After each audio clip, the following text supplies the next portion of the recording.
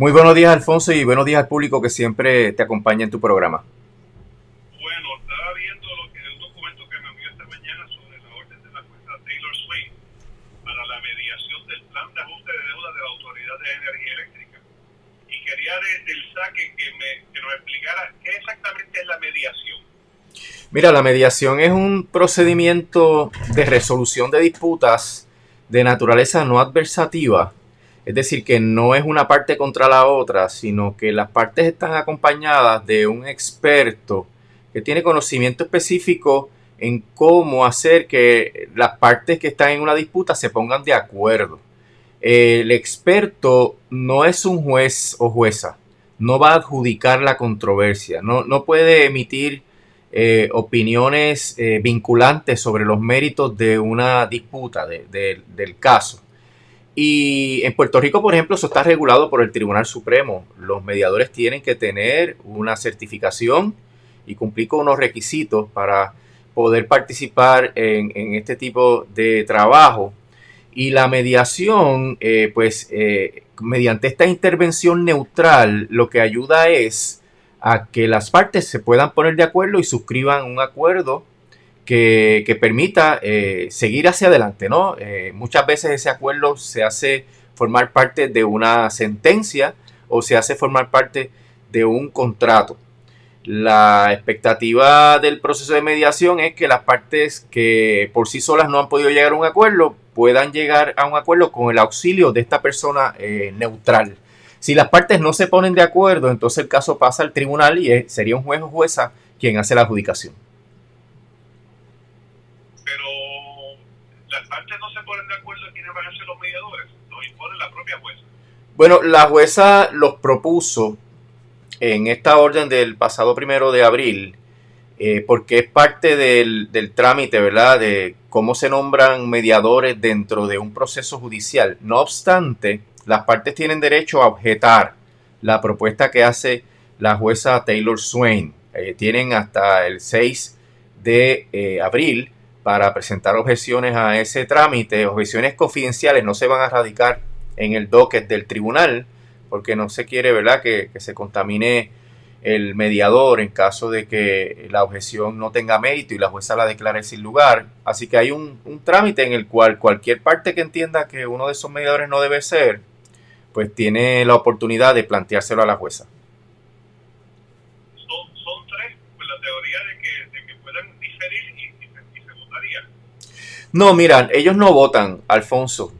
Son tres porque el grupo es tan grande de los participantes de la mediación que a veces es necesario dividirlos por diferentes grupos, ¿no? O diferentes clases. Y probablemente haya sesiones plenarias donde estén los mediadores y luego haya sesiones individuales donde se agrupen por intereses a los diferentes grupos de acreedores. Y por eso, pues, participan tres personas. No es porque vayan a votar o hace falta que haya una opinión, que no haya empate 2-1, no es parte del proceso. De seguro, en las primeras sesiones van a ser sesiones en conjuntas donde ellos obtengan la información de los méritos de cada uno de los reclamos de los acreedores en sesiones conjuntas donde está todo el mundo, y una vez ellos hagan esa evaluación de quién está alineado con quién, pues pueden dividir al grupo en diferentes sectores y habría pues tres sectores principales donde uno de cada de esos jueces pues trate de que esos sectores lleguen a un acuerdo con la Junta. Volviendo otra vez a la mediación, los mediadores no adjudican. No adjudican, no, ayudan a que las partes, y si no hay un acuerdo, pues se acabó la mediación.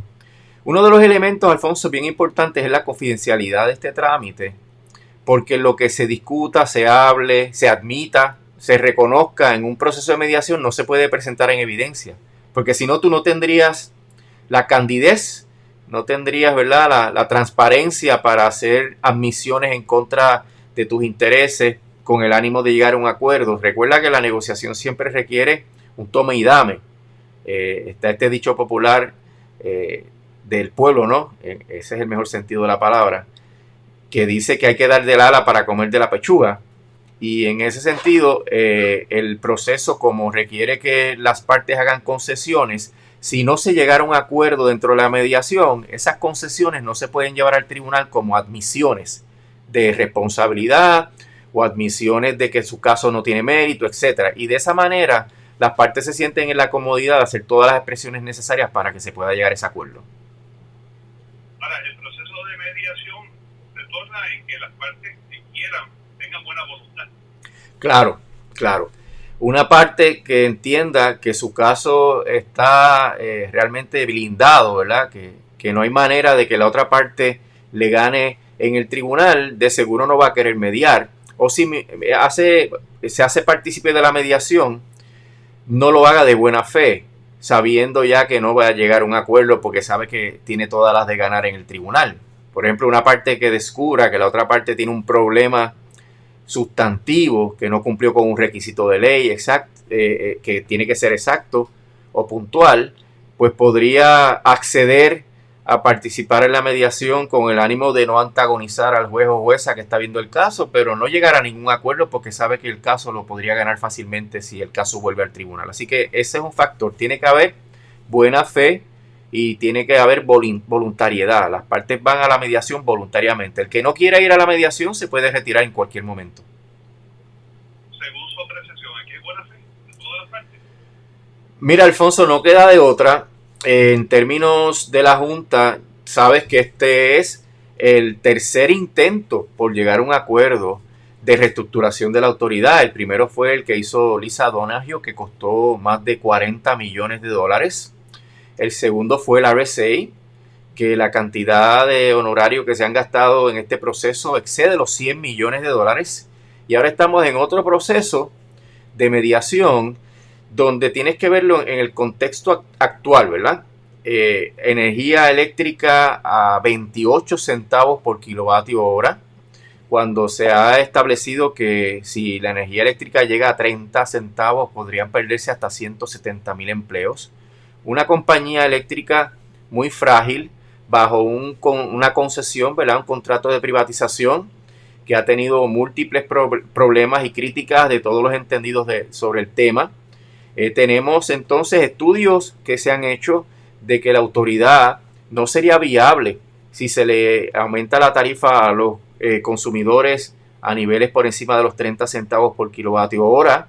O sea, las presiones, Alfonso, son de todos los lados. Y mira, hemos hablado aquí de que Natalie Yaresco se fue antes de que ocurriera la reestructuración de la Autoridad de Energía Eléctrica, y una de las razones que yo pienso que ella toma en cuenta es porque sabe que si ese proceso de reestructuración no ocurre de la manera más razonable para el pueblo de Puerto Rico, es decir, que se les recorten los bonos al máximo a los bonistas para que la autoridad siga siendo viable, eso va a tener un efecto devastador no solamente en las operaciones de la autoridad, sino en el cumplimiento del plan de ajuste de la deuda del gobierno central.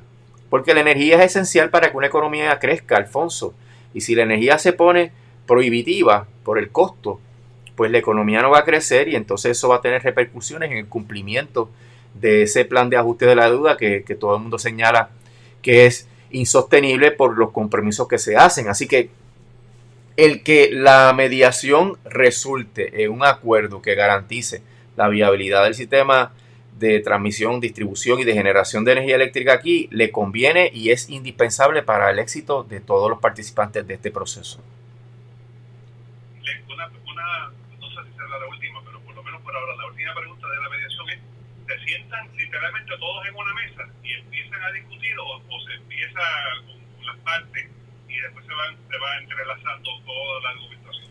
Mira, lo primero que hay que hacer es un documento que no debe tener más de 15 páginas donde se expresen una serie de circunstancias, ¿verdad? Por ejemplo, cuál es la posición de cada uno de los acreedores, cuáles son los fundamentos legales que sustentan la posición, cuál es la recomendación sobre cómo debe ser el proceso de mediación, si debe ser presencial, si no debe ser presencial, porque ahora recuerda que después de la pandemia con las tecnologías, hasta la jueza no ha vuelto a la sala, todo se hace mediante la tecnología de Zoom y es previsible que para ahorrar costos y para que esto sea lo más rápido posible, pues se utilice esa tecnología. Pero sí, yo anticipo que va a haber unas sesiones plenarias donde va a estar todo el mundo, y todo el mundo va a expresarse para que los jueces le cojan el sentido a todos los reclamos, para que todos los demás escuchen los reclamos de las contrapartes, ¿verdad? Y en esa sesión los jueces tendrán elementos de juicio para dividir en diferentes grupos a los acreedores, tratar de llegar a acuerdos, y de vez en cuando nos reuniremos todos otra vez para tratar de ir afinando cómo va el proceso. Así que en realidad tiene todas estas particularidades. Podría ser presencial, podría ser por Zoom, y inicialmente todo el mundo junto, y después en comité, y después volver juntos para ver si se puede materializar un acuerdo global. Bueno, entonces vamos con los mediadores. Está la jueza Shelley Chapman, que viene de la Corte de Quiebras del Distrito Sur de Nueva York. ¿Usted la conoce? Mira, no conozco a ninguno de los jueces. Obviamente, por las credenciales que se anejaron a la orden, son personas bien versadas en el derecho de quiebra, con amplia experiencia en el proceso federal de quiebras, que han sido jueces presidentes de las quiebras más importantes de los Estados Unidos, que también hacen aportaciones en términos académicos a las diferentes organizaciones públicas y privadas que bregan con el derecho de quiebras. Así que son personas extremadamente competentes. Donde habría que mirar en detalle es qué posible relación tengan estas personas en sus afiliaciones personales, en sus afiliaciones previas a ellos ser jueces, en términos de su participación en bufetes, de haber trabajado como oficiales jurídicos. ¿Qué relación podrían tener ellos con los acreedores de bono, particularmente en este caso? Y eso pues tienen que plantearlo las entidades y los grupos que conocen un poco más de ese mundo. Recuerda que esto es un mundo bien particular. Hay dos jueces del Distrito Sur de Nueva York, que es de donde también está la jueza Taylor Swain. Y aquí prácticamente todos los grandes bufetes que participan en la reestructuración de la Autoridad de Energía Eléctrica y que han participado en la reestructuración del gobierno central postulan en esa sala y se conocen. Y yo creo que cualquier planteamiento sobre conflicto de intereses podría surgir de esos grupos que conocen cómo trabajan esos jueces. Pero por lo que hay público, Alfonso, pues hasta ahora nosotros no hemos tenido conocimiento de que alguno de ellos tenga algún problema que lo inhabilite para ser juez o jueza mediador en este proceso. Las credenciales son impecables en todos ellos, Yale, Columbia. Sí, y más que los estudios, porque realmente cuando uno sale de la escuela de Derecho sale crudito, ¿verdad?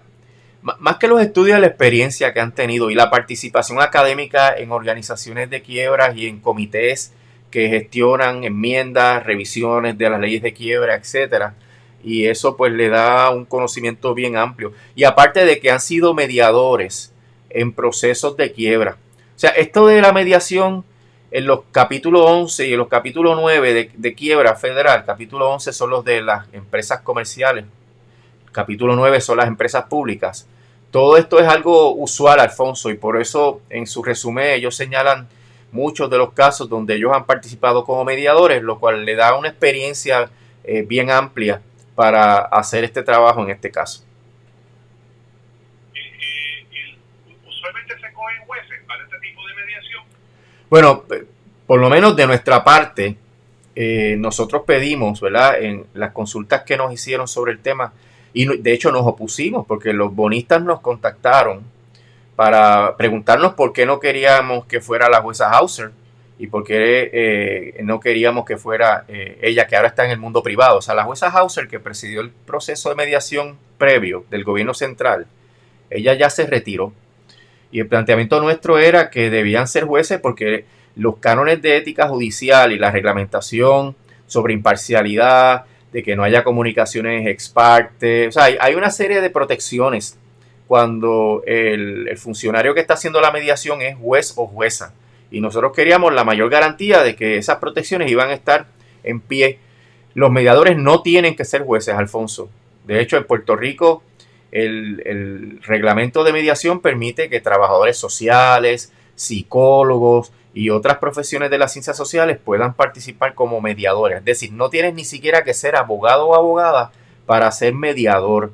Lo que sí es que mientras más conocimiento especializado tenga el mediador sobre la disputa que está manejando, mucho mejor, porque va a entender mucho mejor a las partes y los méritos de cada uno de los reclamos de las partes. Así que el hecho de que sean jueces y juezas les da unas garantías de imparcialidad, de prudencia, de que no tengan vínculos con las partes del caso, de que no se comuniquen aisladamente sin la presencia de los demás con las partes del caso, y el conocimiento especializado que tienen pues los hace personas que sí, que tienen las herramientas para participar en este proceso. Ahora, te digo, eso no los hace ya como que no se puede impugnar su nombramiento. Si hay evidencia de que hay información, una actividad, una relación que haga que su participación no sea imparcial en este trámite, pues la parte que la conozca debe plantearla responsablemente. El hecho de que sean jueces, eso no puede tener un lado negativo, que tienen una visión de mundo muy particular. Pues mira, sí, cada juez o jueza tiene su visión de mundo. Aquí hay que mirar que estos jueces han participado en reestructuraciones de compañías enormes, han litigado con los abogados más prestigiosos de este mundo de las quiebras de los Estados Unidos. Como te dije, se conocen. Yo creo que yo he contado aquí varias veces la anécdota de cuando yo fui por primera vez a la reunión que hubo con los mediadores, pues era evidente la familiaridad que existía, porque son abogados que van a la sala de esos jueces y juezas, y eso crea, pues, no es lo mismo que yo que nunca he ido a la sala de uno de estos jueces, a uno que va prácticamente toda la semana. Y en ese sentido, todos esos elementos inciden. Una preocupación que podríamos tener es el desconocimiento que tengan sobre la situación económica, política y social de Puerto Rico, sobre la relación colonial. Pero en ese asunto nosotros nos encargaremos de educar a los jueces, porque es parte de la responsabilidad de los que participen en la mediación, de explicar todo el contexto de la relación que tienen con la Autoridad de Energía Eléctrica, y cómo el hecho de que el acuerdo que salga sea negativo para el país podría echar por la borda el plan de ajuste de la deuda. O sea que es parte del proceso. En la mediación se comparte muchísima información y muchas referencias, y los mediadores tienen que leer y educarse sobre el tema para poder hacer las aportaciones más prudentes y más efectivas para que las partes lleguen a un acuerdo. Si están cruditos y no conocen qué es lo que pasa, pues realmente lo más que pueden hacer es escuchar lo que dicen las partes y no van a poder ayudar. Fíjate, la palabra mediar es intervenir entre esas dos partes en disputa y tratar de ir reconociendo, por ejemplo, las partes los asuntos en los cuales están de acuerdo las partes, los asuntos en los cuales no están de acuerdo las partes. ¿Qué puede hacer cada parte para acercarse a la otra para llegar a un acuerdo? Y entonces el mediador lo lleva de la mano para poder finalmente lograr un acuerdo que se pueda consignar o en un contrato o en una sentencia. Lo siento positivo. Y le hago el comentario porque cuando se hablaba de la jueza Laura Taylor Swain, se hablaba de que ella era afroamericana, que venía de Nueva York, que quizás tendría algún nivel de sensibilidad. Y bueno, hay gente que plantea que nada de eso se dio. Sí, pero no es que esté positivo en cuanto al resultado, Alfonso, porque esto no depende de los jueces y juezas mediadores, depende de las otras partes. Y la Junta aquí tiene poder de veto. La Junta, recuerda que ella tramita y presenta el plan de ajuste de la deuda a su entera discreción, a su sola discreción. Y aquí lo que hay es que lograr el conocimiento y empatía necesaria de esos jueces y juezas para que entiendan la necesidad de que cada una de las partes ceda para que se pueda llegar a un acuerdo que permita que la autoridad salga de la quiebra y que permita que el país no vuelva a descarrilarse por un proceso de insolvencia financiera. Así que la actitud que hay que tener ante un nuevo proceso que podría traer algún tipo de solución a un grave problema que tiene el país, Alfonso. Pero esto va a depender de las partes, no depende necesariamente de los jueces y juezas. Ellos tienen unas herramientas, unas destrezas, un conocimiento, pero si la Junta no cede y quiere hacerle un regalo a los bonistas como era el RSA, acuérdate que el RSA todo el mundo lo vio como un acuerdo malísimo para el pueblo de Puerto Rico, que iba a crear despidos, una baja terrible en la economía. Sin embargo, la Junta aceptó no solamente darle 70% a esos bonistas, sino asegurarle sus créditos, creando una corporación independiente por encima de más de 15 leyes para que los bonistas recibieran su dinero sin ningún tipo de obstáculo y problema, a costa todo del pueblo de Puerto Rico. O sea que, acuérdate para quién trabaja la Junta, que es para el capitalismo financiero de los Estados Unidos. Y eso es el problema principal. Pero con la mediación y con la necesidad de que el plan sea consensuado para que sea el mejor plan posible, pues yo creo que esos mediadores podrían ejercer su buen oficio para que se entienda bien esto. Usted me dice que se podría llegar a un acuerdo, todo el mundo está de acuerdo y la Junta puede dar marcha atrás. No, yo creo que la mejor manera de verlo es que la Junta tiene que llegar a un acuerdo con un grupo significativo de acreedores que cumplan con los criterios de clase en términos de número de acreedores y que tengan un % significativo de la deuda para que con esa clase se pueda confirmar el plan e imponérselo a los demás. O sea, no es previsible que haya un acuerdo que todo el mundo esté de acuerdo, Alfonso. No es previsible eso. Pero la Junta tiene que lograr un grupo de acreedores sustancial que sí endose el acuerdo para que sea confirmable. Y al ser confirmable, aplica la figura del cram down, que es que le imponen el plan a los demás. Así que la Junta, un escenario que es bastante probable, va a querer negociar solamente con los bonistas, porque si convence a los bonistas de esto, pues, y los bonistas aceptan, digamos, recortes adicionales, pues con la votación a favor de los bonistas se podría confirmar el plan. Pero habría que ver qué efecto tendría ese acuerdo con la autoridad y en el país y en los demás acreedores, porque hay otros criterios que la jueza tiene que tomar en cuenta, si el plan es fair, ¿verdad? Si es justo y razonable para los demás acreedores. Así que es un balance de intereses, pero que no tiene que ser un 100% de acuerdo. Tiene que haber un acuerdo con una clase que tenga más del 50% de los acreedores, que tenga más del 50% de del monto de la deuda, y con esa sola clase se podría llegar a un cram down, a una confirmación de un plan de ajuste de la deuda que le aplique a todos los demás. Pero eso va a depender de muchos factores, Alfonso, porque entre los propios acreedores podría haber divergencias. Podría haber acreedores que acepten lo que ofrece la Junta, podría haber acreedores que no lo acepten, las aseguradoras podrían decir que no. Así que estamos realmente ante un proceso bastante azaroso que el resultado lo veremos tal vez en un mes.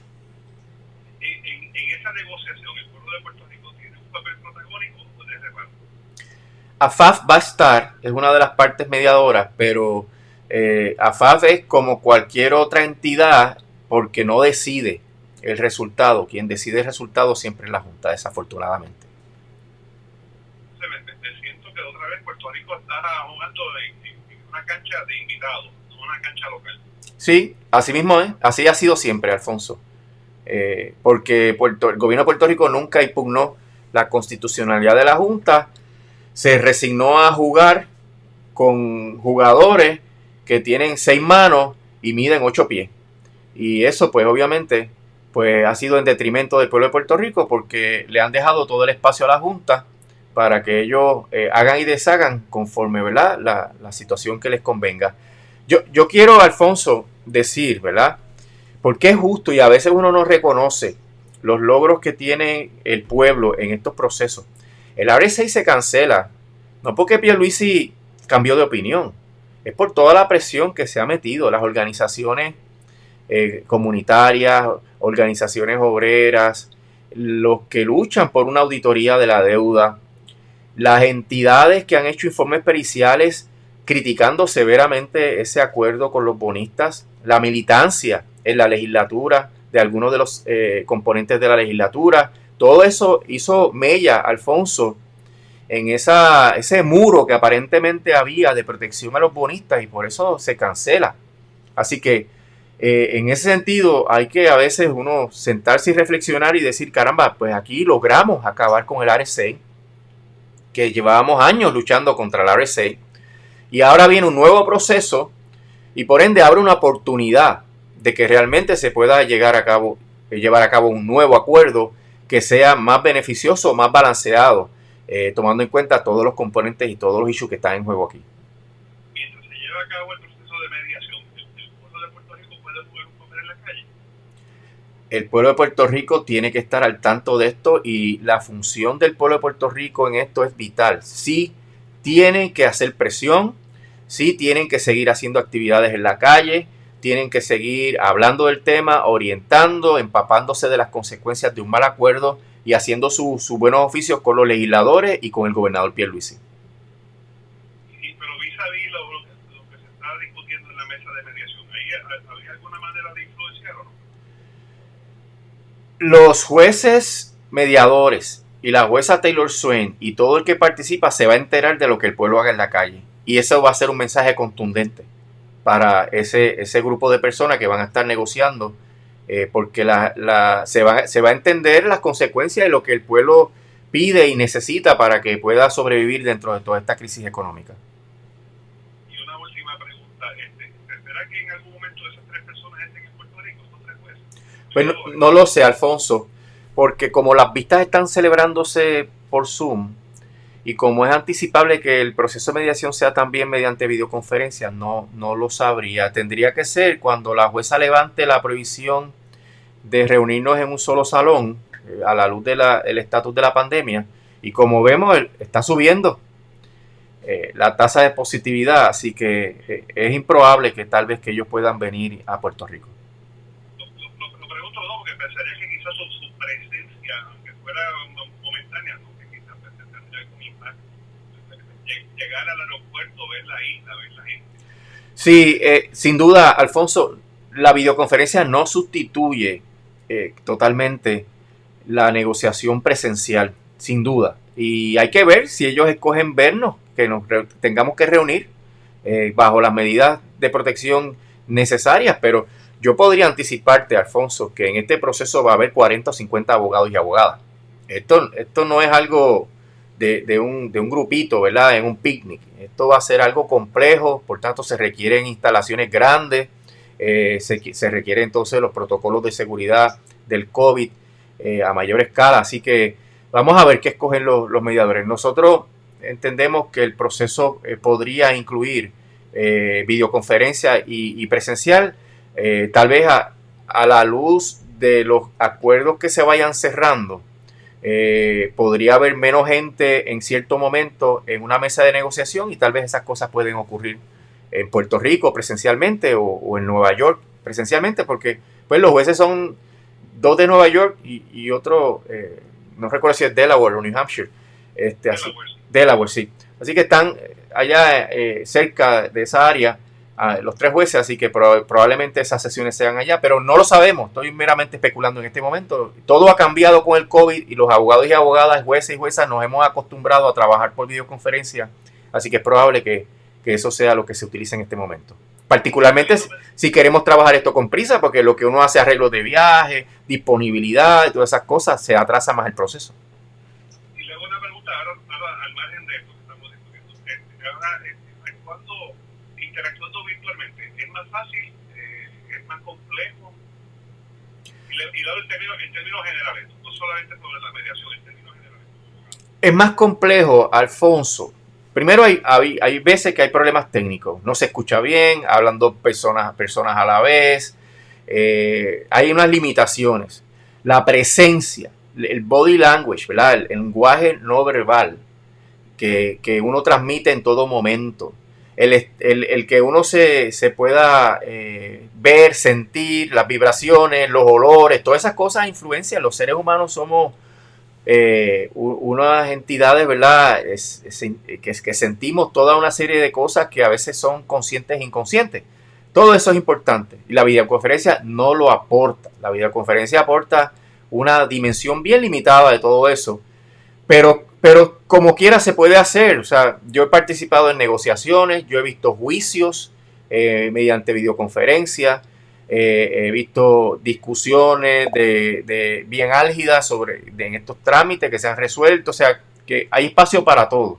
Pero va a depender también de la preferencia de los jueces y juezas del grupo mediador. De seguro ellos han participado en procesos judiciales a través de videoconferencia. A lo mejor son expertos en el manejo de esas tecnologías y se sienten cómodos. Así que hay que esperar. Yo creo que hay una alta probabilidad de que este proceso sea virtual.